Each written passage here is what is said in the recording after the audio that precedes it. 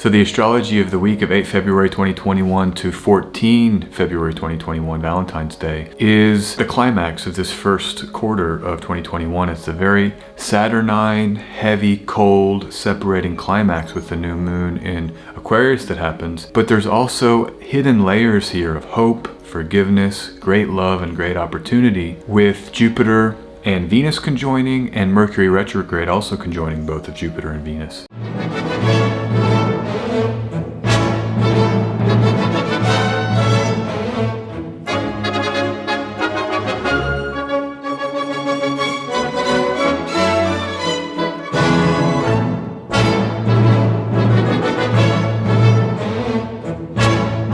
All right. Glad you're here. Glad to be here. Glad to be talking about another week of astrology as always. This week has a lot happening. There's a lot of highs and lows. There's a lot of ups and downs here, but we start Monday with Mercury retrograde coming into the heart of the sun. Mercury comes to get burned up and purified in its retrograde cycle. This can often be the time when the retrograde cycle begins to ease, to kind of clean up maybe some of the disagreements or the miscommunication or the blocks or challenges. This conjunction takes place in the term of Mars. There is a martial side to what the sun wants to purify Mercury from. So to the extent you've been experiencing that, maybe some challenge or disagreement in your life, this might be a time where there's some healing, and I would encourage you to maybe go back and review some of the things you may have said or some of the things that were said to you to try to maybe understand them in a new way. Remember, retrogrades are all about seeing again, seeing fresh. So I think this conjunction here about 3 p.m. in Central Europe here on Monday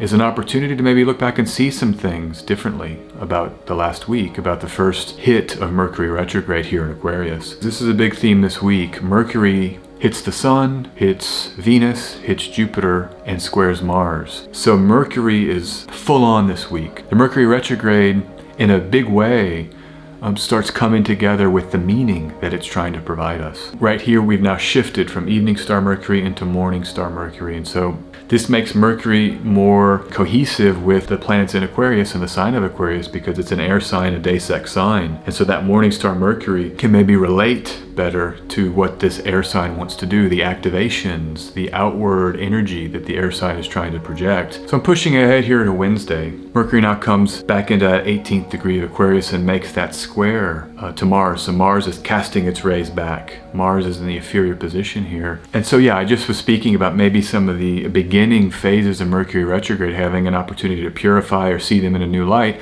Well, maybe now this is when we really can meet the challenges that we've been facing with Mars, meet the disagreements that we've had or the upheavals that we've had, and try to bring those new lessons in. And this could be something like an apology. This could be something like just a line of communication. So just be aware it's a Mercury retrograde period. I think this is where we have the advice of being very careful with the words, not really engaging if you don't have to, because things spoken during a period of Mercury retrogradation, especially with a square to Mars by exact degree, might be misperceived. They might trigger anger. This could be a time to just let it play out and let whatever's being purified. Mars is the infliction of pain. Saturn, which rules Aquarius, where Mercury is old things, ancient things. You've heard this expression, playing tapes. We replay tapes. We might think about what I should have done in the past. Oh, that situation from 10 years ago, man, I can't believe I said that. We might be playing tapes that are challenging or that make us rue something. And I just go easy on yourself. Look, we've all made mistakes. We all have regrets. And also forgiving people. I really think this week is a theme of forgiveness. And this is starting to build with this look back and with the Mars to trigger Mercury retrograde. We're building into some really lovely forgiveness energy later in the week. This aspect might be where the pain is felt. Forgiveness is required when there is hurt. You don't require forgiveness otherwise, because forgiveness is a letting go of tension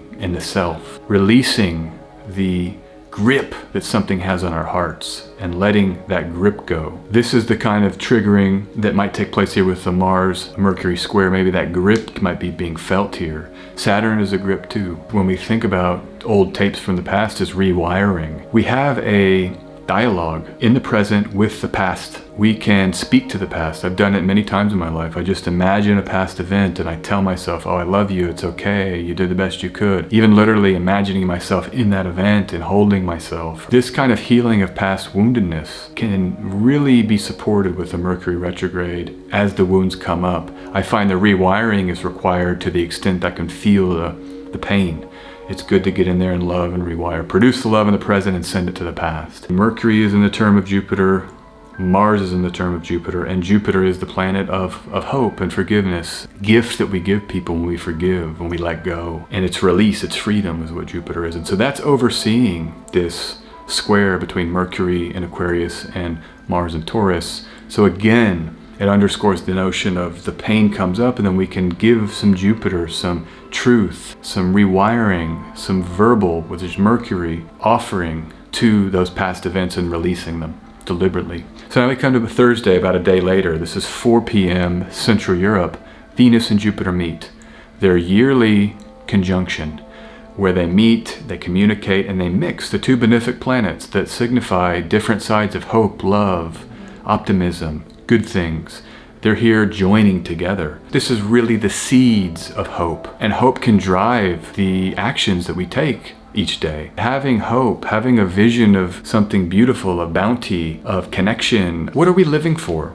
What are you living for? Getting clear about that. I mean, I have an answer. I know what I'm living for. Love, sending love out into the world, receiving love, people that I love. That's really what I live for, is love. Love is the only engine of survival. My favorite Leonard Cohen quote. But that's what I live for, is love. To produce love, to receive love, and to make love. Jupiter in a way is the planet of love, and Venus is definitely the planet of love. Think about that here on Thursday with the pileup and this new moon and this Aquarius moon and the heavy Aquarian energy. There's this seed here, and you can shoot out, just like we rewire the past, you can rewire the future by shooting out that hope. What are you living for? Who do you love? What do you love? And you can send those energies out into the future. I believe that the past and the future aren't quite as linear as we're taught, and we can crack open this kind of movement between past and future energies with the present moment awareness and the thought. That's how powerful you are. That's how powerful human beings are, with our consciousness and our heart. And again, I want to go back to Mars here, because during this conjunction, Mars is ruled by Venus in the sky right now, this Mars and Taurus. And so to have Mars's ruler Venus being auspiciously conjoined with Jupiter, this moment of renewal, refreshed hopes, a promise for tomorrow, a seed in the very difficult Saturnian winter right now in 2021. Lockdowns everywhere, suffering, people, discombobulated because of the new world we're in and the changes. This is that seed. And I think the acrimony that Mars may have produced in recent weeks, if that's happened for you, there's now a chance to heal. Now Mars as ruler kissing and conjoining and mixing with Jupiter. This is a time when I think real healing can come this week, if we want it and if we seek it. And that's why we do astrology, right? We want to see what's happening in the sky, to connect with the energy, to maybe utilize it in our lives. So look for some connective healing, renewal of hope, and forgiveness. And so then this Venus-Jupiter moment happens in Venus's term. Venus has term dignity in these degrees of Aquarius. And I think about what Venus likes. It's a warm planet. In the cold Saturnian moment with all that pileup, this might be a time to take a hot shower or a warm bath if you have access to a bathtub. Do that bath bomb and just let the warm water. Venus and Jupiter both are connected to Pisces by rulership. Venus is exalted there, Jupiter rules by domicile. It's a water sign. I think there's some warmth and water that can come here. It's a way to feel out and feel through and endure the time we're in. So get a bath, get a warm shower, a comfortable water environment. And then the last thing I'll say, gifts are Jupiter and Venus is relationships. And as we're thinking about forgiveness or healing discord or acrimony, you might want to offer a gift to someone. I thought of you, here's some chocolate, or here's a card. This kind of giving is a way to also get ahead of this energy and utilize it. And sincere giving, freely give. So then 4 hours later, this is it. This is the moment, this is the climax. 6 of the 7 traditional planets in Aquarius, Mars and Taurus squaring. This is a very rare astrological alignment. You're living through something quite rare. The last time something like this happened was a solar eclipse in Aquarius in 1962, where all 7 planets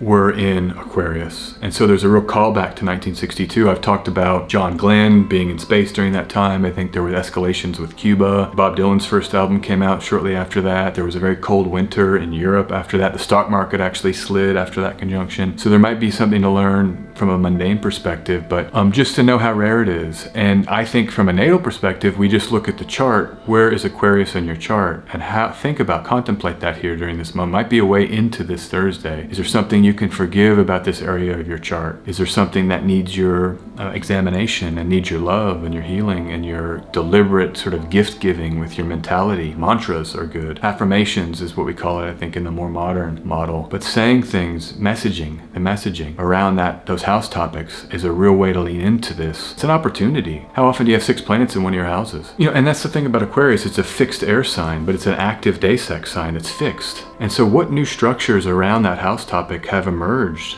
since 2020 and since Saturn ingressed into Aquarius, since Jupiter ingressed into Aquarius? That's also another way to contemplate what's new and now seems fixed in that area. 2020 changed everything. The world has been turned upside down and we're in this new reality. And it's very Saturnian. It's separation. Borders are shut. Everything's about communication through the air. These are the new methods of how society will function and means by which society will function. It's fixed now. I think we're in something that will have some legs because of Aquarius being a fixed energy. I want to just say here, there is an opportunity with this new moon to get a bird's eye view. Just come up a little bit and look back. Think about where you were December 2019. Think about where you are now. Most people have had massive changes. That bird's eye view can sometimes help take the pressure off. It's a moment where astrology is real because we can see how dramatic this rare pileup in Aquarius is and how the world has embodied the Aquarian archetype. And it's a moment where like, yeah, astrology is real. It's another example. We use astrology because it actually does reflect what's happening on the earth. If not, there's some kind of causal relationship. I say that because it's not your fault. It's one of my favorite scenes from that movie, Good Will Hunting. Great movie. Saw it in the theater in 97, Christmas 97. I cried. It's just a touching film, right? But there's the scene. It's not your fault. Will, it's not your fault. He says that over and over again. And Will finally just breaks, and they cry and they embrace. And I really feel like this new moon is a kind of watershed moment here, where we can take in the changes that have happened in the world and realize, hey, it's not your fault. It's not my fault. This is an archetypical shift of the ages that has emerged and that we're living with now. We can just release that, hopefully. That's where Jupiter and Venus conjoining comes in here. This is that grief, forgiveness, unlocking of the soul. The benefic side of this climax of Saturn. It is not your fault. And just feel that. Let it wash over you. And cry if you need to, It's cry worthy. What's happened in the world is worthy of tears, And so there's a few fixed stars actually very close to the degree of the new moon, but there's 2 I want to talk about. Really one, Deneb Algedi. They're very close. Stars in the tail of the sea goat, Capricornus. So it's the tail of Capricorn. This is the little background of the story. There's a war between the gods and these giants. I don't know, there's ancient myths about the Nephilim or other giants. These giants were chasing the gods, and Pan, he's associated with Capricorn. He was a goat and a half goat, half human, quite lustful. It's an earth sign, Capricorn. So Pan jumps into the Nile River, and his lower half of the body that was submerged becomes the tail of the goat. And then the upper half is the face of the goat. So there's something here about escaping challenge, right, and pursuit, and coming into water, getting comfortable in that water side. And that's why I was thinking about bath energy earlier. This might be another reason to get into that bath on Thursday as a mitigation strategy and let that water wash over you and heal you, and that warmth of that water come in. You can just even think about that tail. Maybe you've got your legs are kind of a mermaid quality and you're in that water here. It's a way to kind of be malleable with this energy and kind of, if you're being pursued, be open to something new, right? A new appendage as a way to escape something that's challenging. And that might be the Aquarius here, the newness, the day-sect, the air sign, this new reality we're in. We have to shift and change and alter to confront it and to be with it, And so congratulate yourself on the adaptation you've done so far in 2020 and into 2021. You're here, you've been adapting, you're doing well and thriving, hopefully, and continuing to thrive. One thing I wanted to read about Capricorn, this Manilius quote, so 1st century AD, Manilius says that a more virtuous old age is promised by the conjoined fish below. Tail part of Capricorn is this virtuous old age. That's Saturn, right? And the virtue that comes with going through difficult pain in our youth. And then we learn and we get wise and we adapt, and then we have this virtue. And I think this also fits with the theme of the first half of Mercury retrograde square Mars. Maybe there's been tumult that we can now kind of forgive and heal. We're getting mature. Each day that goes by, we become more mature, more stronger, and hopefully more wise and more virtuous. Really cool to see. Very powerful Mercury retrograde that we're having this look back and review energy while we have the Saturn climax, while Jupiter and Venus conjoin in this opportunity of hope and love and forgiveness. It's really heavy, isn't it? This Venus-Mercury conjunction happens in Jupiter's term, and I think again about gifts. So Venus was in Venus's term when it conjoined Jupiter. Now it's moved into Jupiter's term, and Mercury and Venus are now meeting. I think up here about gifts that we can give other people. You know, Venus's relationship is that connective tissue principle of Venus. It's how we connect and the pleasure that we get through connecting, and not just physical, you know, erotic pleasure. This is just all kinds of pleasure that comes from touch and love and beauty and connection. Think about sharing that appreciation for others. That's how we connect. It's a really beautiful way to connect. Hey, that meant a lot to me.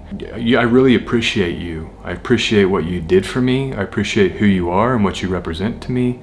I care about you, and sharing that. It's a way to let Venus come in and give the Mercury, the look back energy of Mercury, so we can connect through past events. And it's never too late to share appreciation. You read stories about people. I wrote my teacher in first grade about how important she was to me, and then it's like on social media and it blows up. It's never too late. And there may be someone you think back as you do these reviews, you know, who can you tell how much they meant to you? I can't emphasize this idea of review enough. Particularly in the season of winter, particularly at a time when there's lockdowns all over the world. What's manifesting in the material realm is actually telling us to, hey, stop. You need to pause and review. Mercury retrograde's telling us that. So take this chance to remember, bird's eye view, review the past, and then this Venus moment here on Saturday can maybe be this offering of appreciation. And so now we get to my transit of the week, the Pisces moon. So this will be the young Pisces moon just as it appears out from under the sun's beams. This is going to be a lovely, sweet energy. This is a real opportunity to start turning now. So we've experienced the climax of this first half of the dark winter 2021. Now we can turn to May, June, July,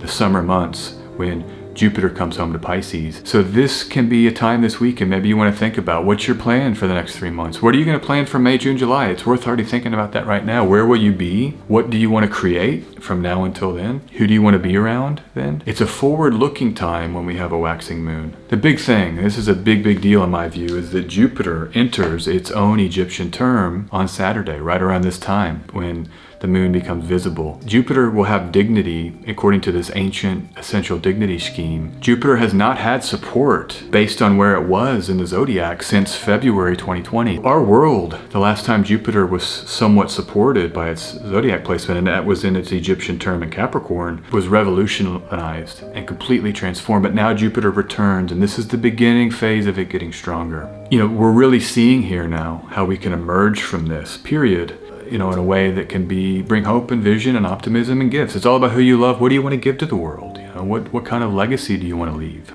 And I want to be out and see this moon. I'm going to try to see it here where I am. I want to go out and see that young little slice. Sometimes it's the most beautiful thing because we don't see the moon for a few days, and then you get that beautiful little slice. You know, and then we get this. So Friday is the Pisces moon. It comes out from under the beams, I think early Saturday in Central Europe. Then Jupiter gets into its own term on Saturday. Then we have this waxing lovely Pisces moon. And then we finish on Sunday, the moon comes into Aries, and Aries isn't making hard aspects to Saturn or Mars. So really after this new moon on Thursday, we get some waxing lunar energy that's quite good to work with. So it's exciting. Again, I've been saying this is that climax, that difficult climax, but now we start improving. So this is the final aspect. This will be Sunday. My next week's video will be released when this happens, but it's that Sunday evening about 10, 11 here, Central Europe. Mercury finally hits Jupiter. The retrograde comes to Jupiter, and this is now with Jupiter in its own Egyptian term, so Mercury is supported. Great thing about this Mercury retrograde, conjoins Venus. Then it's bona fide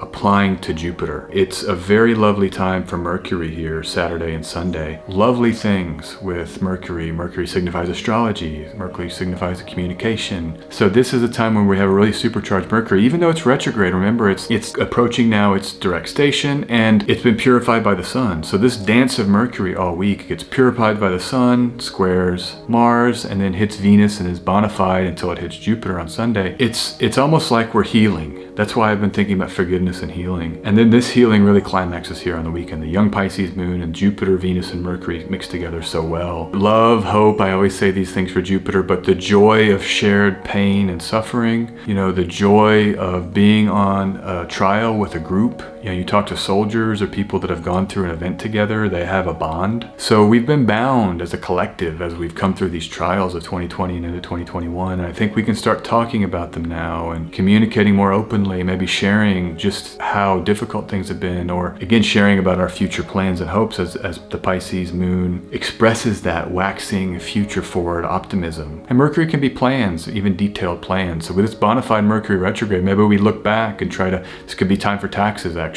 the detailed analysis of the past as a way to project forward into that future. And Mercury is youth, Jupiter is children. It can be, actually childbearing and the production of children, but Mercury is youth. So there's something here about the promise of that youthful spirit, that youthful optimism. Everything's possible. What do you want to be when you're a kid? I always say, I want to be the president. Anything and everything is possible when you're a child. This is a time to tap into that. And remember, this is all overseen by Saturn in Aquarius. Saturn present in Aquarius, Saturn ruling Aquarius. That's longevity. So that's why I'm kind of trying to get everybody bird's eye and thinking about the past and thinking about the vision of the future, your legacy. We can write things, we can publish things, we can speak things, we can act and build things and do things, and this might be a time, like as Saturn and Jupiter here, what are you trying to give or produce or make for this next long cycle into the world? A real opportunity for it. I love this week. There's so much here to support us as we get this new moon climax. That's the weekly astrology. Let's get a tarot reading.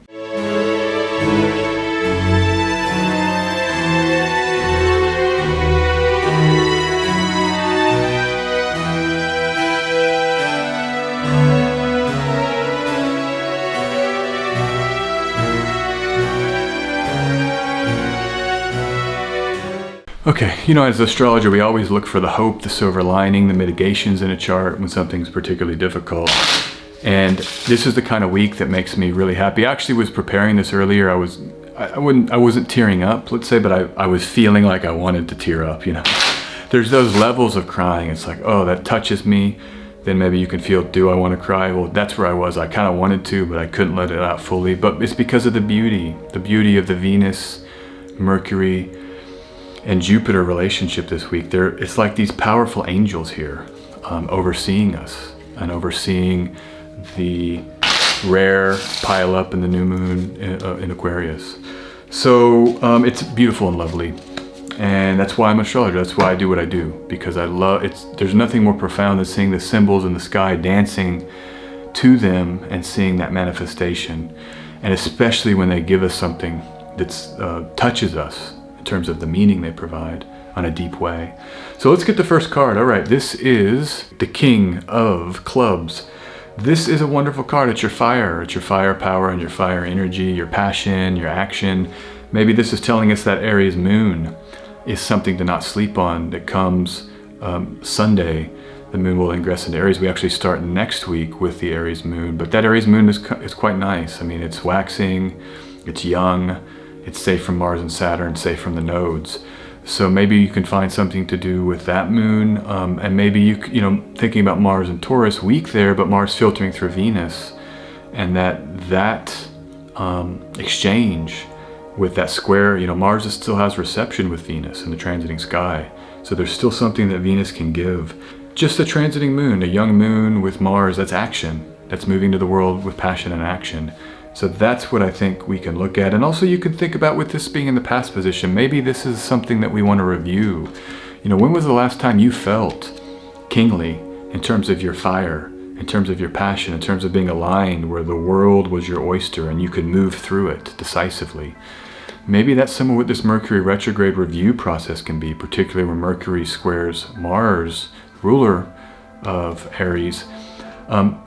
Because that's so often the future planning can be supported by thinking about when in the past were we embodying something that we want to embody again, and just feeling it, and then kind of projecting it, and just sometimes just feel it and remember it. It can reawaken it.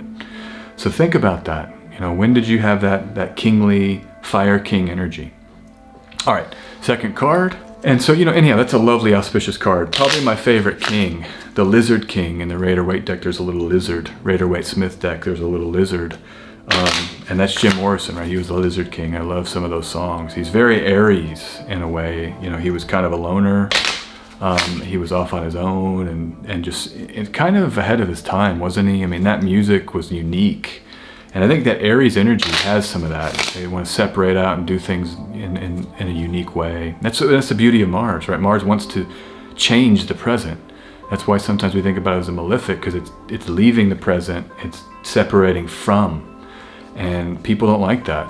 But if you have that strong Aries energy and that potential, it's a lovely, lovely thing. All right, second card. Okay, justice. Love seeing justice. This corresponds to Libra, and this is that axis, that Aries-Libra axis, Mars-Venus, and how Mars-Venus are opposite each other in terms of initiation. Sometimes we can either initiate through going on our own and moving into things in a maybe more self-oriented way, or we have Libra where it's more about gathering people and kind of getting a agreement, mutuality in terms of how we want to act or initiate.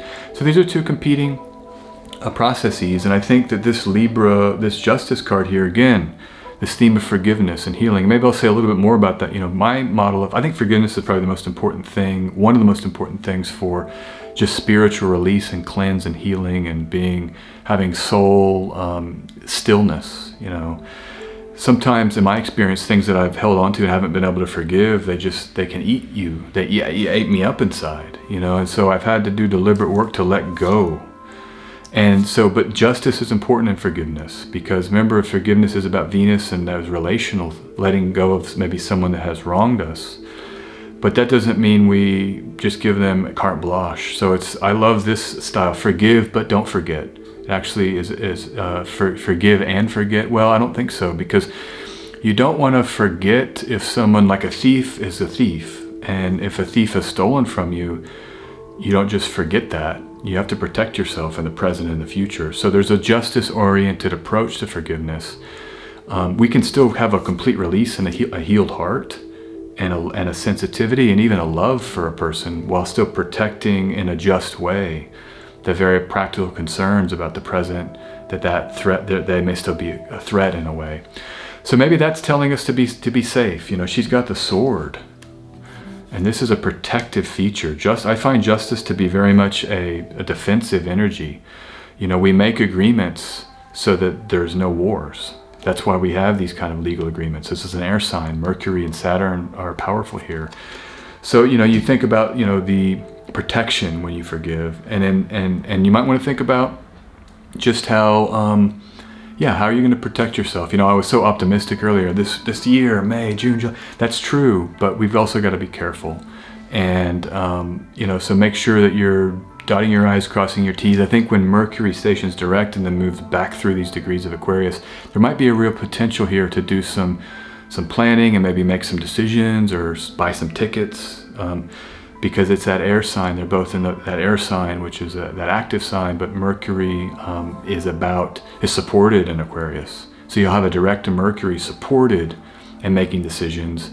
And just don't forget justice. Don't forget to protect yourself. All right, that's the tarot reading. It's a real honor to be here. Thank you. So have a great week. It's an honor to do this. And as always, you can book tarot and astrology readings with me, sjanderson144.com. Click here to schedule a reading. We'll take you to that scheduler. I look forward to reading for you, and just have a really lovely week. Enjoy this week. Enjoy the intensity of it, the specialness of it, the rarity of it, but then this really lovely and sweet exchange between Mercury and those benefic planets.